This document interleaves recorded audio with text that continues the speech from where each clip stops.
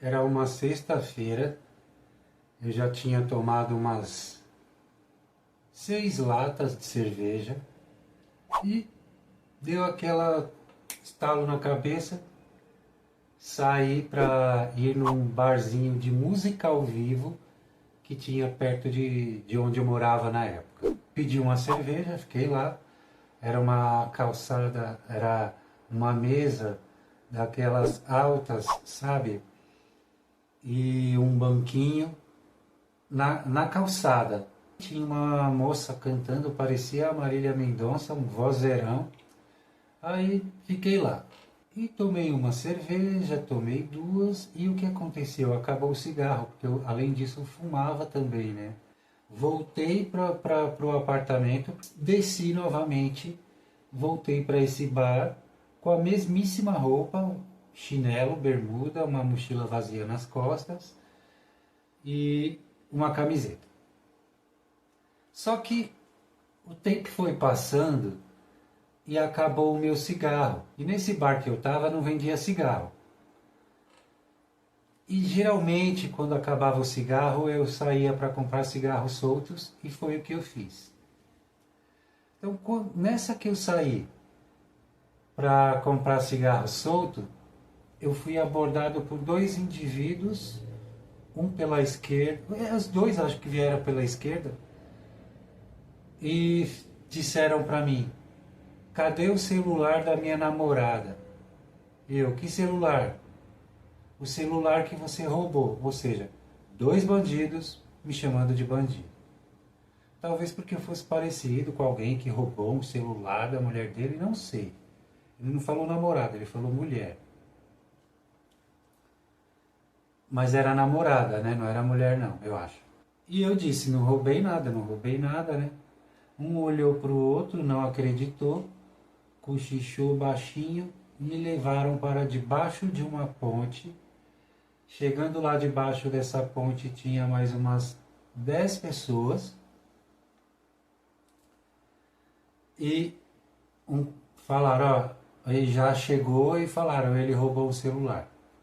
E começaram a acreditar nesses dois caras que me abordaram, né? Aí ele pegou a mochila que estava atrás das minhas costas, uma mochila vazia, abriu, não tinha nada, obviamente. Aí jogou a mochila no chão, assim. Ah, ele já vendeu o celular, que não sei o que, né. E tinha mulher também. Aí veio uma mulher do meu lado, um olhar de psicopata, assim, daquelas de assassinas. Onde está o celular, que não sei o que não sei o que lá. E eu não roubei celular nenhum. Aí um desses caras que me abordaram no começo, ele tá mentindo, ele já roubou o celular e já vendeu. Aí perguntaram: onde você estava? Eu falei: estava ali naquele barzinho que tinha música ao vivo. Aí os caras: ah, então você já vendeu esse celular e estava tomando cerveja, né? E eu disse: eu estava tomando cerveja, mas não porque eu vendi celular. Levantei, hoje eu dou risada porque já passou, né? Mas ali eu tava já achando que eu ia morrer. Aí levantei e saí andando. Onde você vai? Onde você vai? Eu vou embora. Isso se chama sequestro relâmpago, sabia?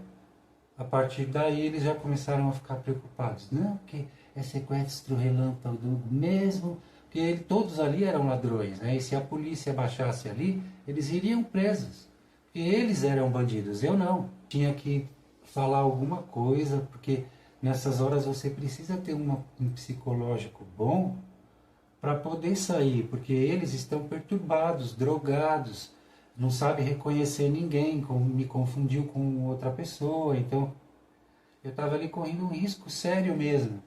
Foi então que eu disse: a minha família marcou um almoço comigo e a partir do momento que eles derem a minha falta, eles vão chamar a polícia.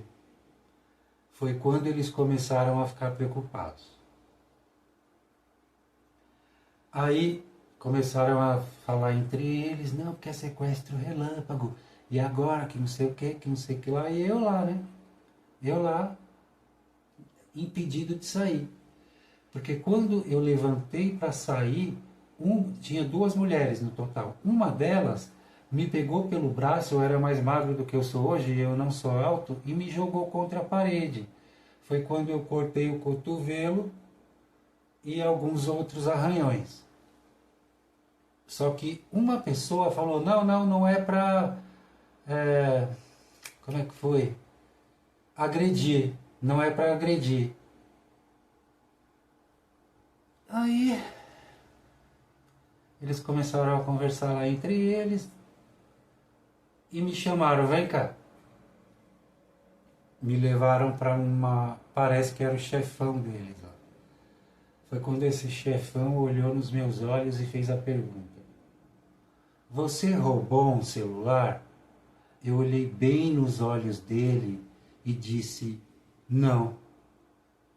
Aí ele olhou para um desses caras que me levaram para lá e falou: mas por que você trouxe o carro então? Ah, ele roubou o celular da minha mulher. Cadê tua mulher então para fazer o reconhecimento? Ah, minha mulher não tá. Aí fui liberado. Fui liberado, mas ainda assim fui seguido por um casal, um homem e uma mulher. Então eu estava andando na rua com um casal me seguindo. Já nessa hora eu não consegui comprar o cigarro, porque lembram que eles me abordaram? E também não estava mais bebendo, porque como que eu ia beber? Não tinha como comprar. Porque eles me seguraram lá debaixo dessa ponte. E continuaram me seguindo na rua dessa vez, atrás de mim. Só que eu pensei assim, eu saí de lá debaixo da ponte e agora estou aqui na rua, eu continuo preso, porque eles continuam me seguindo. Foi quando eu comecei a correr. Saí correndo. Quando eu cheguei no condomínio que eu morava, o porteiro estava dormindo.